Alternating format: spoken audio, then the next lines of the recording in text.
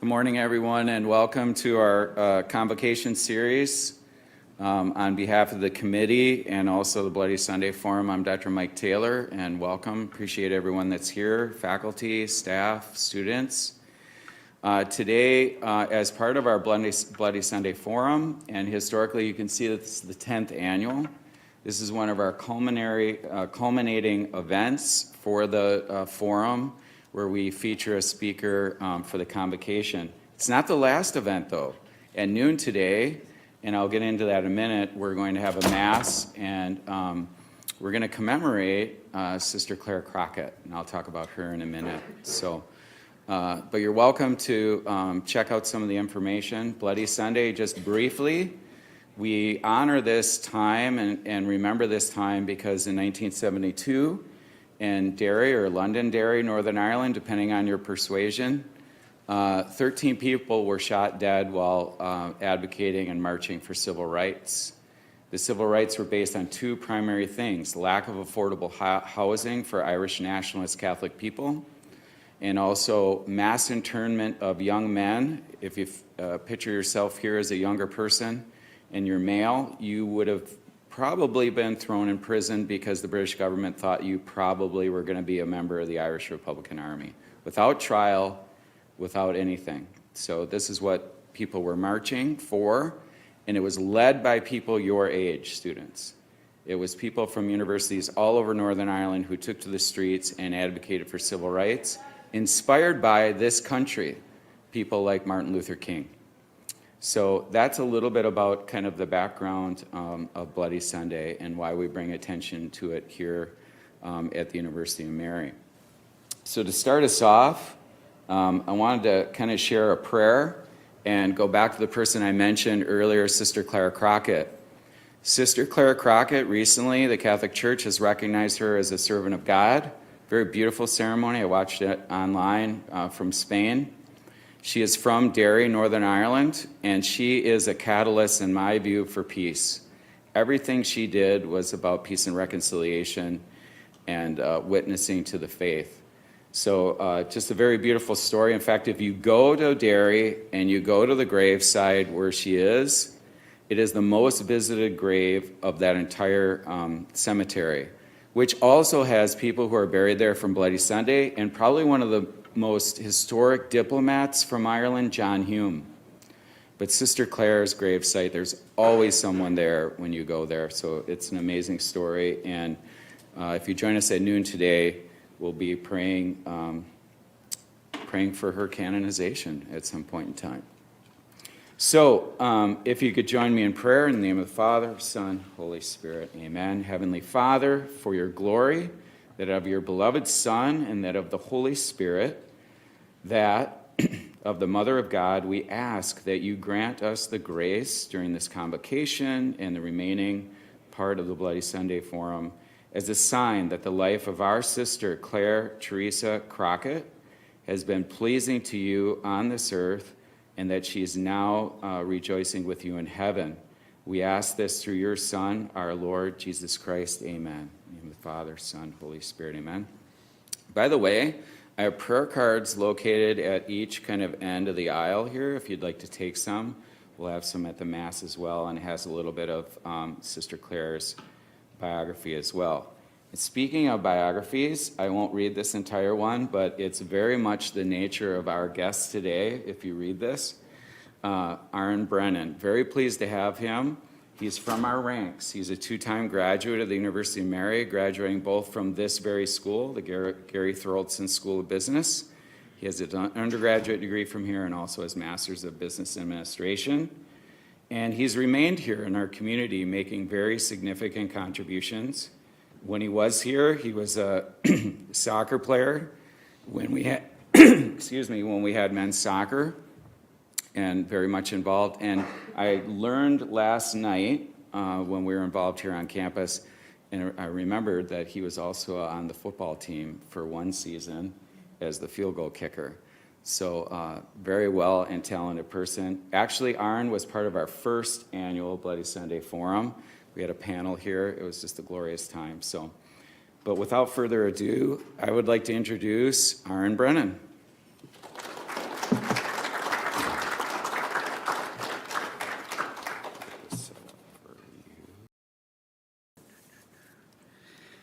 Good morning. Everyone can hear me okay? Perfect. I just wanted to make sure the mic was working.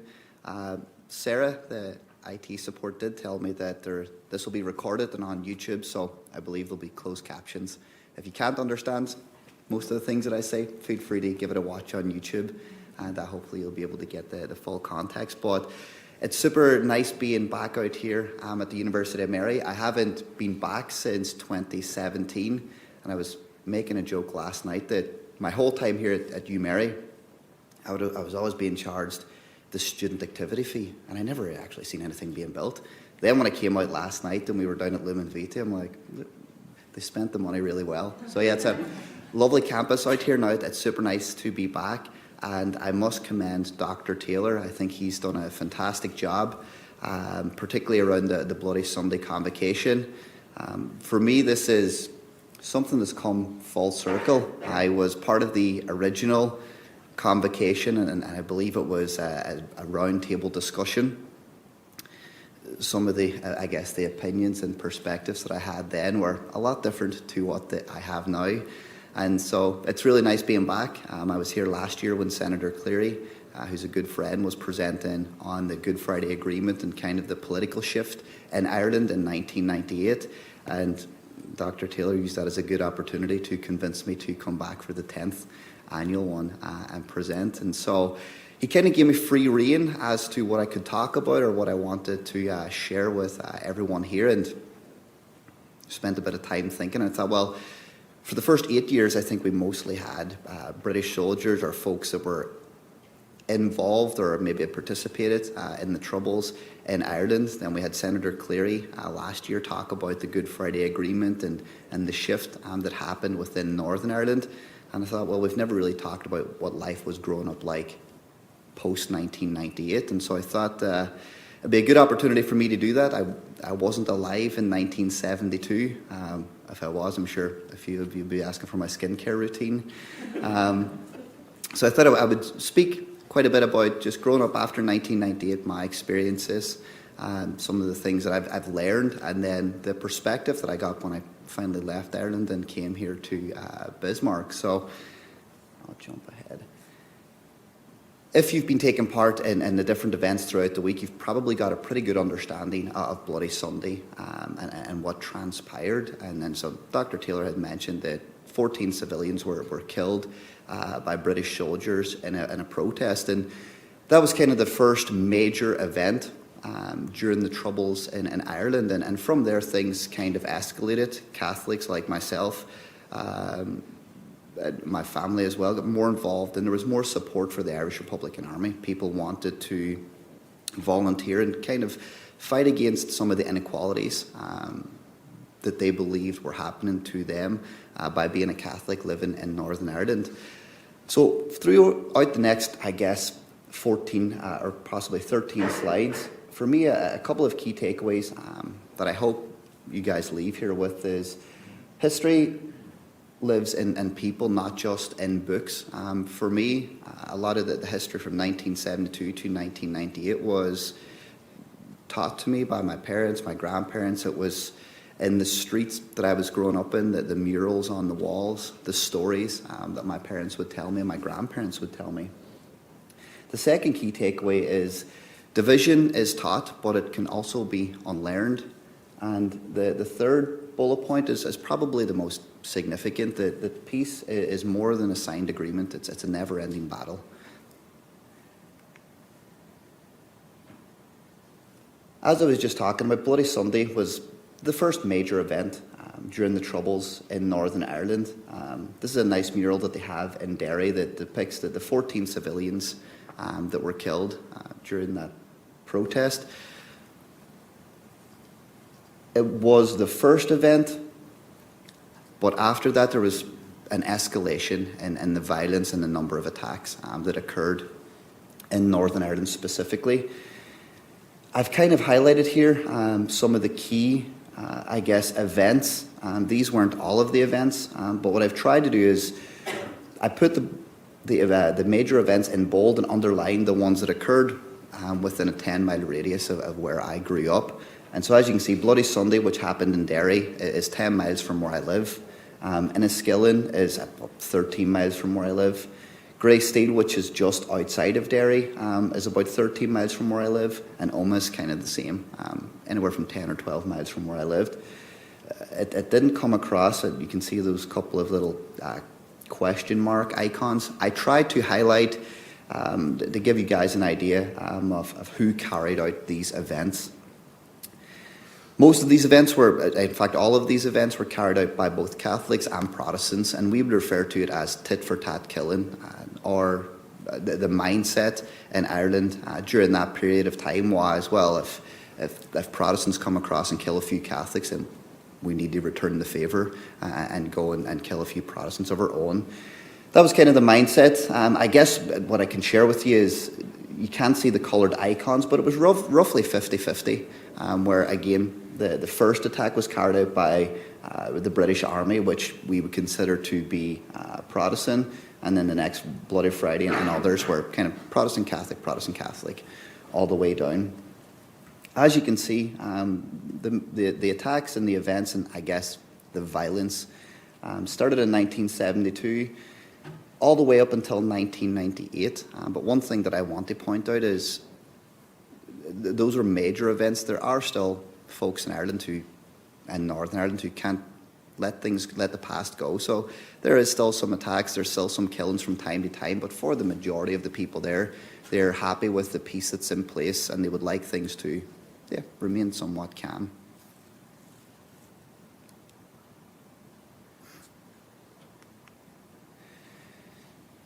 This is a super significant picture. Senator Cleary, I don't think, shared it last year when he was out here presenting, but this is the Good Friday Agreement, which is essentially the peace agreement being signed in Ireland. And so on the left here is Tony Blair. He was the Prime Minister of the United Kingdom. And on the right here is Bertie Ahern. He was the Taoiseach of Ireland, and Taoiseach is an Irish word that simply translates to Prime Minister.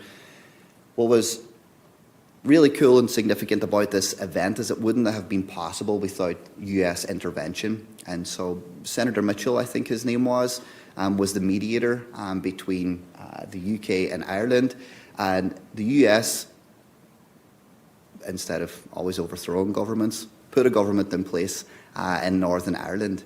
And so what was interesting with the Good Friday Agreement is we refer to it as a devolved government, or a power-sharing government. Both Catholics and Protestants have equal say in how Northern Ireland should be governed. In theory, that's a fantastic idea. In reality, it doesn't work out as well as they were hoping. But since this event in 1998, Northern Ireland has primarily been peaceful, and I guess that's where the Irish love affair with the US started, as they were able to bring peace to our island. This is where I grew up, so we refer to my hometown as God's country in Ireland. It's in County Tyrone, and that is a really nice town. I got a good picture in fact, I got it from a friend. But a couple of things that I wanted to point out in my town is it is beautiful. The people there are super, super nice.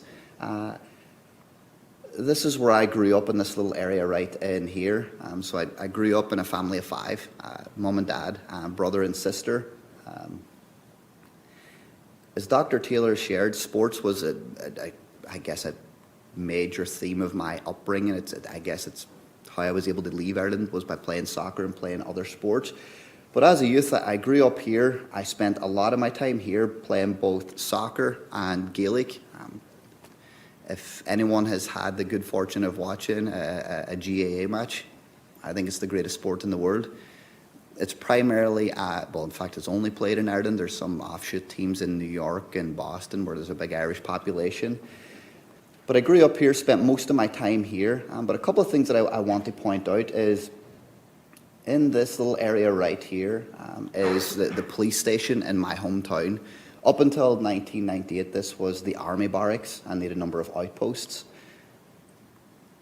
This is kind of the main bridge that connects my town. This would be, I guess, what you guys would consider Main Street. So Main Street Bismarck, Main Street Mandan. Well, this is Main Street Strabane.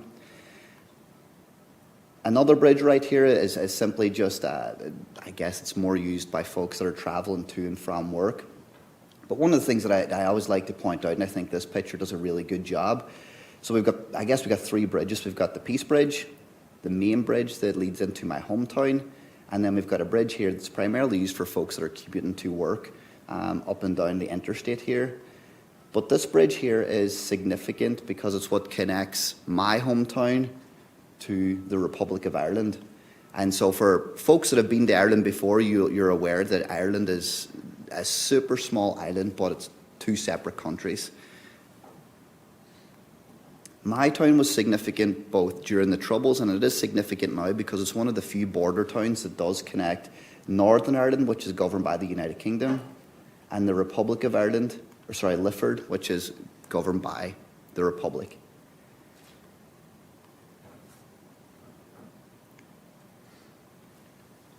The town that I was just showing you that I grew up, so there's, I think, a 2021 census, there's like 13,000 people that live there, so relatively small town, but it had geographic significance during the Troubles in Ireland. And so I've put together just a couple of bullet points for you guys, I guess to give you an idea of the town and the environment that I grew up in. And so during the Troubles, Strabane was the most bombed town in the United Kingdom.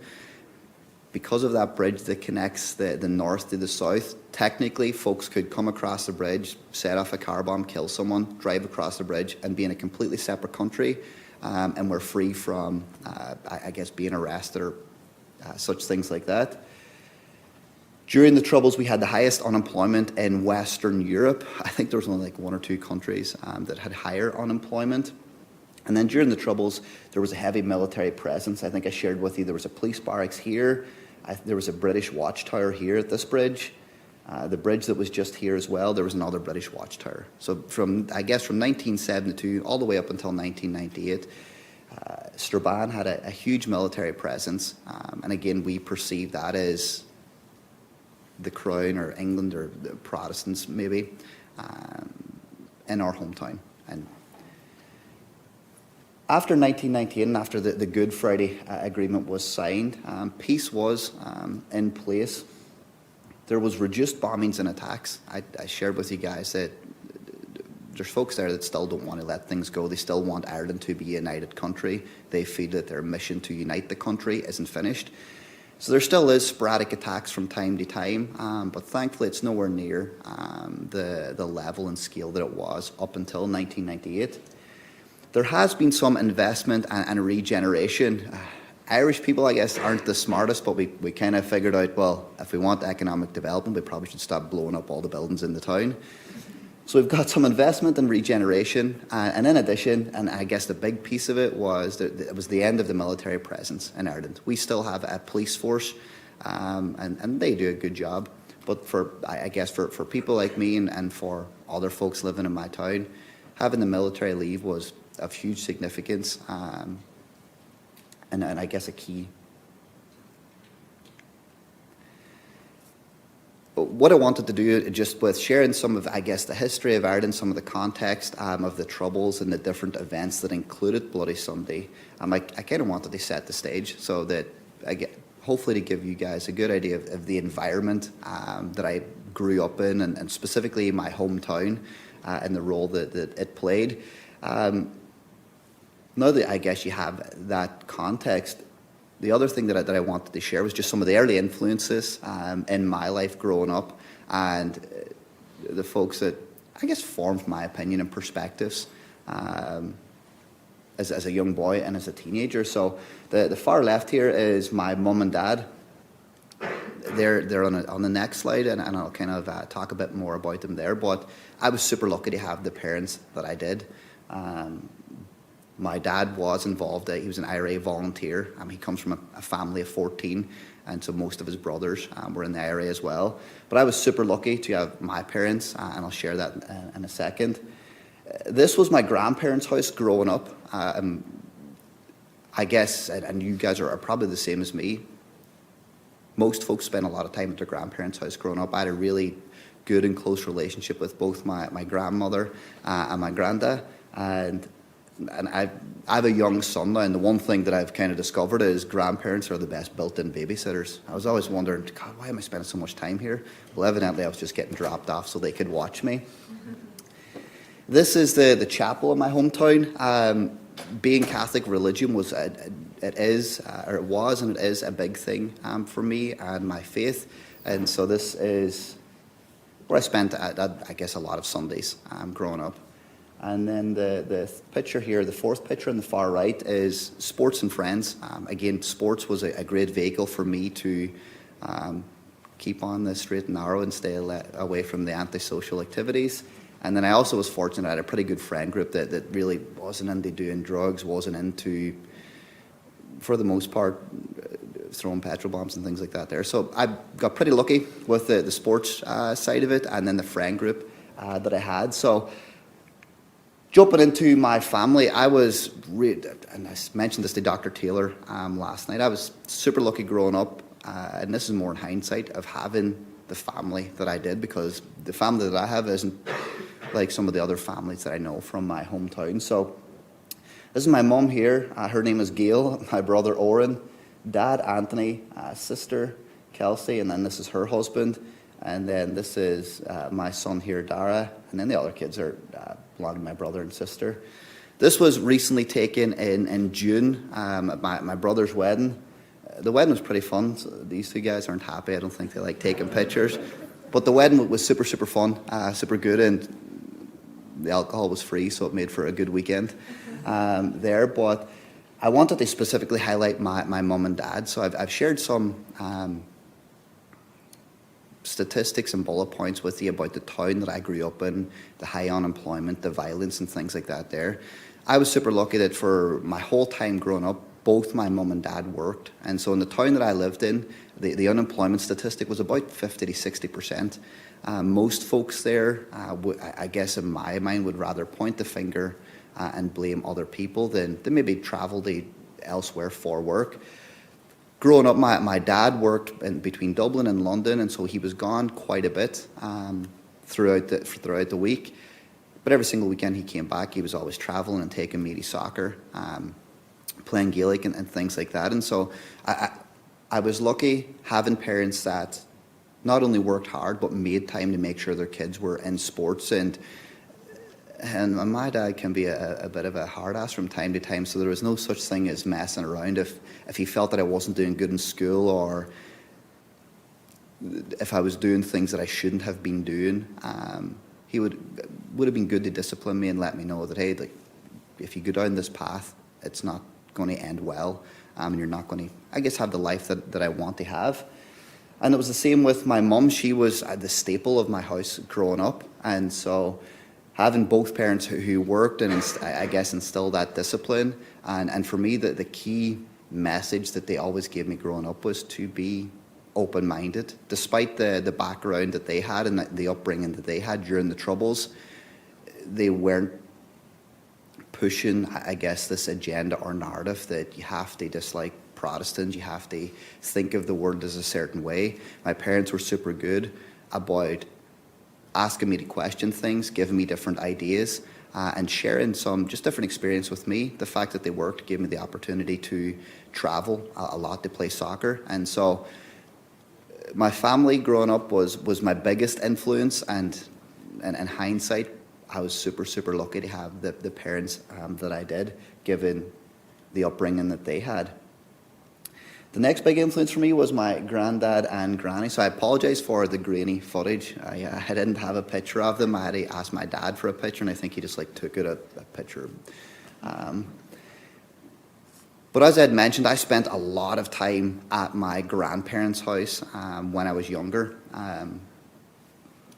They were the built-in babysitter, essentially. But particularly my granddad, me and my cousin Kevin had a super good relationship with my granddad. He was kind of the guy, and we were his guys. And so usually every day after school, on the weekends and things like that, we were spending all our time with him. My granddad was an IRA commander from my hometown, and whilst I was sharing, my parents didn't really push any narrative on me. My granddad was the opposite. And so in his mind, everyone had to be an Irish nationalist. If you were Catholic, then it was your job to carry the family name. And being that he was a significant officer in the IRA from my hometown specifically, for him it was important that his grandkids were seen to be, I guess, upholding the family name. Now, with that said, I thought he was amazing. Half the things that he would tell us, whatever it may have been, we were like, yeah, sure thing, whatever. Looking back now, and I said this last night, I didn't want to use the word indoctrinate, but it was close to being indoctrinated that you have to be this certain way. And so growing up and in his household,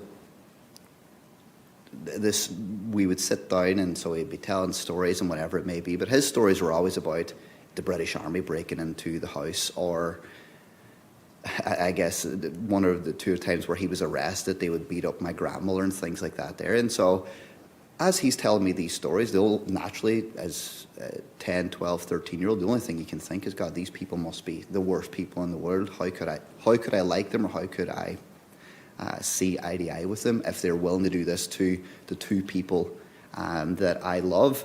And so my granddad was also pretty unique, and I think I can maybe skip back a slide to show you his house right here. At the back of his house, there was a garage, and I'd shared this with Dr. Taylor in the past.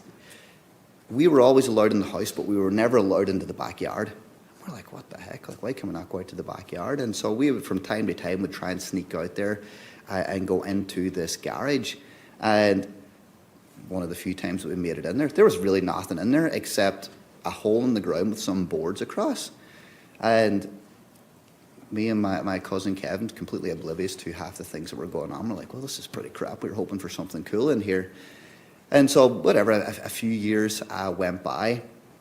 And in fact, I was back visiting my parents around about 2013, 2014. And we were just laughing and joking, as you do. And this is after my granddad had died. And we're like, do you remember that garage that he had? He was obsessed with this garage that no one could be in.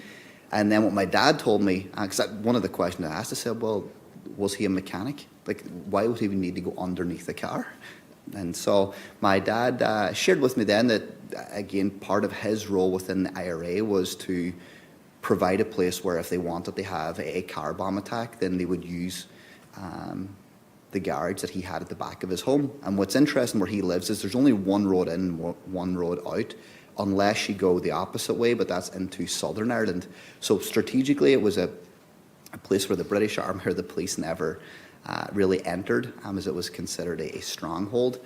But yeah, like I said, I had this fascination with his garage and things like that there. And when I learned that, I was like, well, it kind of makes sense. And I'm glad he didn't let me go in there that often now. But for me, these were two key people in my life growing up. And despite, I guess, possibly what they've done in the past, and even some of the things he would teach me growing up, I view it as that's all that he ever knew. And the same for my grandmother. I guess they didn't really see other things. They never left my hometown for their whole life. And so I share that with you. I hope you don't, I guess, judge them too critically, because they were, in my mind, pretty good people overall. I'd share with you religion was a huge part of my upbringing, and I guess a key part of my life now. I am a practicing Catholic. What I will say is growing up, I wasn't the best practicing Catholic. Sundays where I didn't volunteer to go on Sundays to Mass. It was get your Sunday best on, we're going type deal. As I've got older, I see the importance of having faith in your life. I think the opportunity to be grateful and reflect on things is super important. But for me, growing up, my religion was an identity.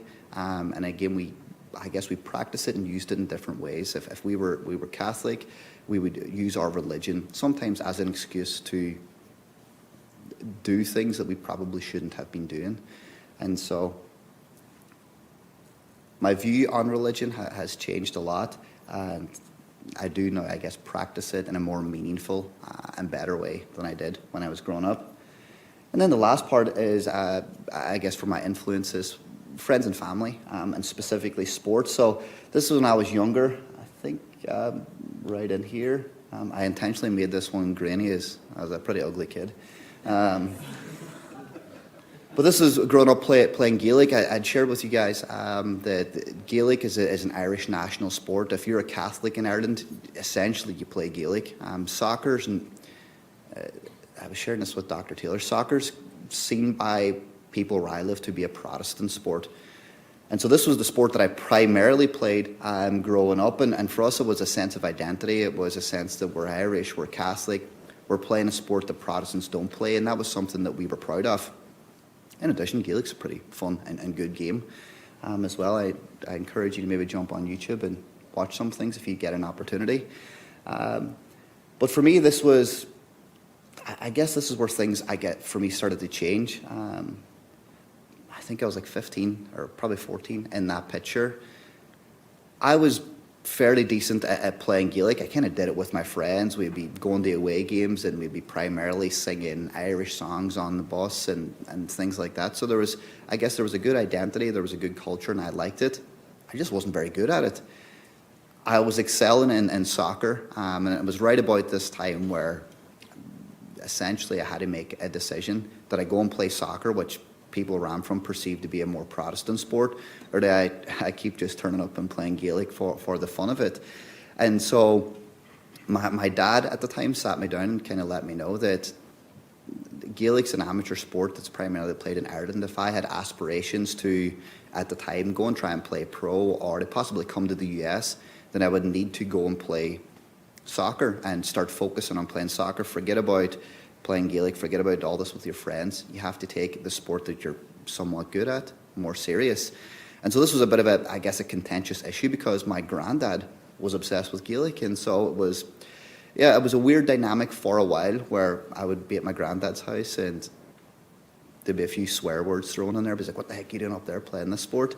Then I'm over with my dad. Don't listen to him. You need to do this type of thing. So it was super interesting, but for me, this is where things kind of changed because I started taking soccer a lot more serious.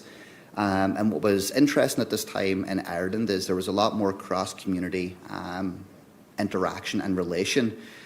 And so what the folks, I guess, in Northern Ireland decided to do is they decided to set up these centres of excellence for soccer. The goal was they wanted to produce better soccer players, produce a better national team. And so they set up these centres of excellence and invited players from both a Catholic background and a Protestant background.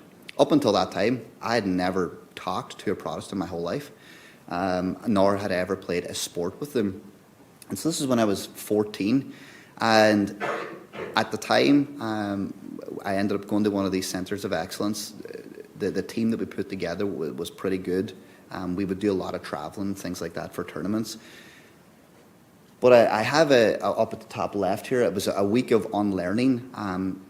It was my first time spending any real or meaningful time around someone that I perceived to be from the other side.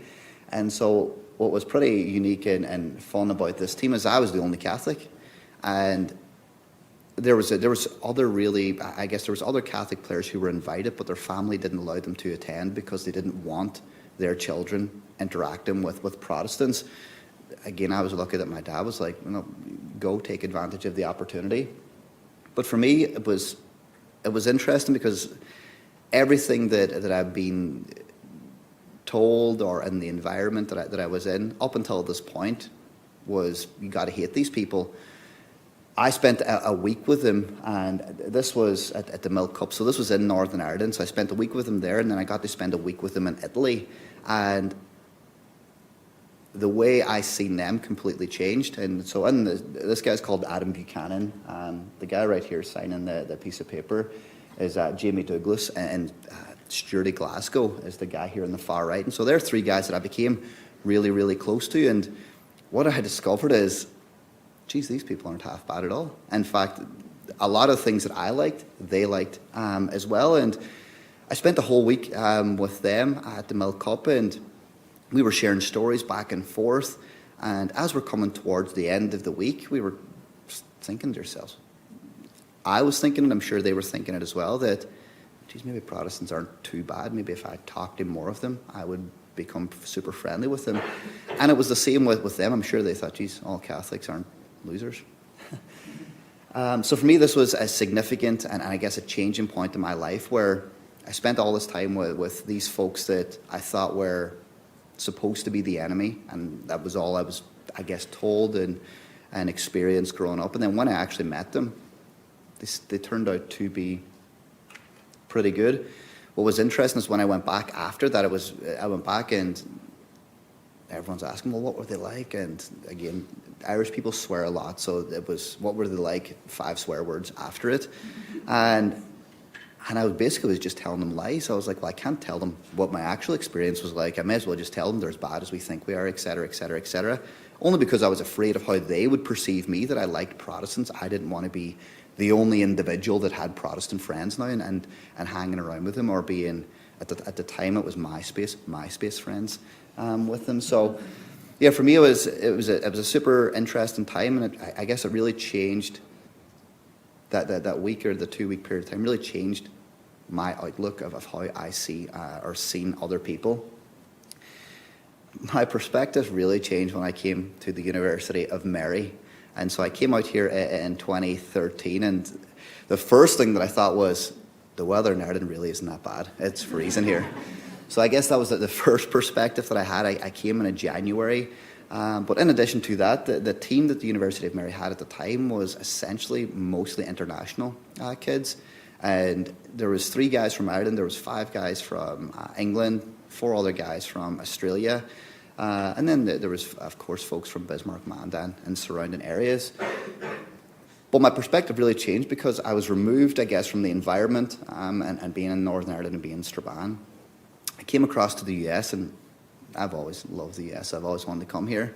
And then being on a team and that had English people, had Australian people, and the stories that they would share and the things that we would talk about, the first thing I thought was, Jesus, maybe my upbringing wasn't that normal. And so spending some time with the English guys and things like that on the team, I quickly realized that, again, they're not as bad, or they aren't everything that I was told. And then the other, I guess, cool aspect to coming out here to the US was that my whole upbringing, there was only 2 religions in the world, Catholics and Protestants. Well, I come here, and of course I'm on a Catholic campus, but there's folks from all different backgrounds, all different ethnicities. And so it was really interesting and unique for me to see all these people, meet all these people. And I quickly realised, and when my perspective changes, the world is a lot bigger place than Strabane, Northern Ireland. And so at the time, the boys team, we were pretty good at the time. I know that the team's not around anymore, but yeah, our team was pretty good. Just moving on, I guess, to the last key takeaway is I've been super fortunate to have the opportunities that I've got in life through playing sport. I was very fortunate to have the family that I did from playing sports and things to come into the US. So for me, my life has completely changed. I go back home from time to time. I like going back home. I got some friends and things like that there, and Guinness is cheaper in Ireland than it is here.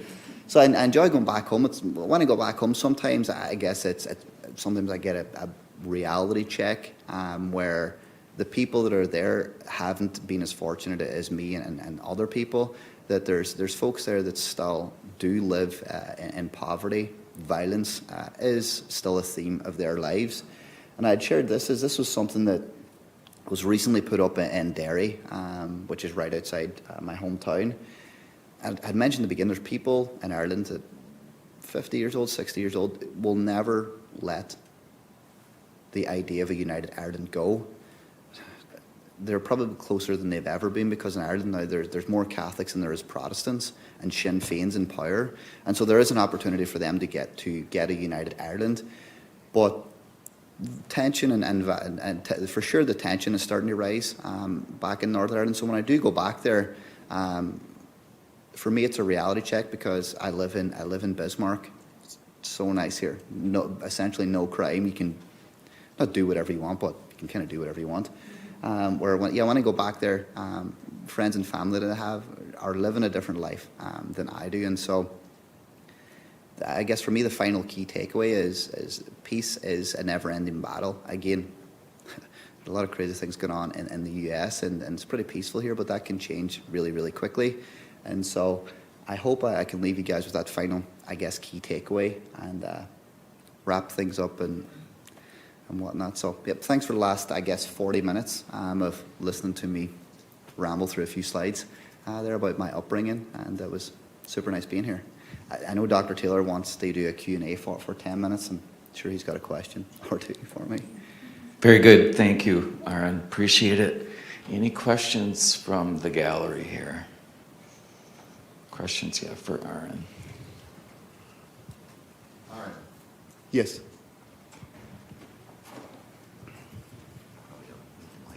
Aside from the apparent demographic shift toward Catholicism in Northern Ireland, do you think that the Brexit move of, Great Britain removing itself from the European Union when the Republic is still part of the Union, do you think that has anything to do with the potential for unification? Possibly. We were just talking about this last night at Chesterton. So I guess for scale, Northern Ireland is Northern Ireland could fit inside North Dakota like 13 times, I think it is. Or Ireland as an island could fit inside North Dakota twice. So we're talking about a super small country or island that's divided into two. We were talking about last night with, I guess, Brexit. Northern Ireland and people in Northern Ireland were super fortunate from 2008 onwards, but then with Brexit and I guess Northern Ireland leaving, the European Union, folks there were, and the Irish government did a good job, most folks there were able to get a dual passport. So if you lived in Northern Ireland, the Irish government opened it up where they would give you a dual passport so you could maintain the freedom to travel freely throughout the European Union. And so most people thought it would be a catalyst for a united Ireland. And with that, there was, again, more tension. There was the idea that they're going to put borders and things up again. Thankfully, that didn't happen. The Irish government were smart and they acted swiftly to simply grant anyone who wanted an Irish passport so they could avoid a lot of those complexities. And I think since Brexit, the government in Westminster realised how stupid they were to leave the European Union. And so, yeah, I thought it would have been a catalyst, and I'd shared that with Dr. Taylor. With that, there would have been probably violence, and folks would have been unhappy. But thankfully, they found an alternative way to give the people there the same benefits that they had by being part of the European Union. Sorry if that was a long-winded answer. Other questions? Yes. I don't need the mic. I don't think you are. We got to get you on YouTube. Oh, it's gotta do it. You shared like the first time you encountered all the other students on the soccer team, the Protestants, and you went home and you wanted to share one aspect, but you didn't. You were afraid to. I'm assuming at some point that changed. As you go home and share your encounters with other people, how has that been received? Very good question. Again, for a long time I didn't. I kind of played into the narrative. Every time I go home, they're terrible. Can't believe I'm on the same team with these guys. So I guess that's what I did. And I think I had a fear of letting people know that I was friends with Protestants, friends with English people. Again, in my household, my mum and dad knew that I was friends with them, and they were pretty open to it. I had not a fear, but I was conscious of losing my friend group if they felt that I was betraying their trust or betraying my identity as being an Irish Catholic. And so for the first few years when I went back, I kind of said, the English guys, the crap players on the team, whatever it may have been. I think that's changed a lot now, where even my friends back in Ireland and family have Protestant friends of their own. There's been a lot more community interaction and cross-community relationship. So I'll share that now. I'm like, yeah, you remember all those years I was coming back telling you I hated them? Well, we were best friends, actually. I was freaking roomed with two of them. And so I'll tell stories from time to time when I went back. But yeah, now it's changed a lot, where not just me, but my family, my friends have friend groups that we would be on the other side. But yeah, for the first 2 years, I didn't tell them anything. Aron, you shared that really captivating story about your grandparents in the garage, or as you say, garage out back. Yeah. and the hole underneath, and you wondered what that was. I mean, it's the curiosity of a young person, right? Yeah. You had shared with me what your grandmother had to do with that garage when your grandfather passed away. Can you share that story a little bit? Yeah, sure. A big thing was, and I wish I had have taken a better picture or had a different picture, is their house is a lot different now. So once he passed away, and things, I guess, in Ireland, the tension was de-escalating. There wasn't as much violence. People quickly wanted to, I guess, remove any evidence that they were part of it. There was still fear that, sure, there's a peace agreement being signed, but they did want to make sure that there was any retribution for people that committed any acts during the Troubles. And so, yeah, he died. I think he died like 2 days before my birthday, which was pretty selfish of him. So he died a couple of days before my birthday, but like 3 weeks after he died, they ended up just destroying the garage completely. And they've got a really nice back garden now. It's nice grass, plants, and things like that there. So it's interesting. As if I had the picture of it, you would never realize anything was there in the past. But yeah, as soon as he passed away, the idea was to let's remove all the national pictures we had. Not remove them all, but reduce the amount of national pictures they had in their home. Let's do away with the garage, that anything going forward couldn't be attributed to them or my family. And so yeah, there was a fear initially that they might be prosecuted or they might be brought forth in front of a judge or things like that. Very good. Well, Aron, thank you. We're really Sure. grateful for your time. We've got a few, as an alumni, we've got a few gifts here for you that I wanted to share with the group. And also remind you, if you want to come to Mass today at noon, we're going to, in a special way, honor Sister Clara Crockett as the servant of God. So you're welcome to the prayer cards as well. But just got a few gifts for you. We've got a You Mary alumni hat for you. Perfect. And I know you're a tea drinker and Yeah. coffee too, so we have a You Mary alumni mug. And then for your new affinity for Chestertons, we have a Chesterton's mug. So Chesterton's a good spot. yeah, and also a couple more things. You mentioned your family. So we have Our Lady of Knock, Tiny Saint, and also a Saint Brendan, two Irish kind of commemorations of the saints and the wonderful contribution the church makes from Ireland. So thank you for very your much. time. Very thankful for you. Sure. Thank you. Thank you very much. This will come in.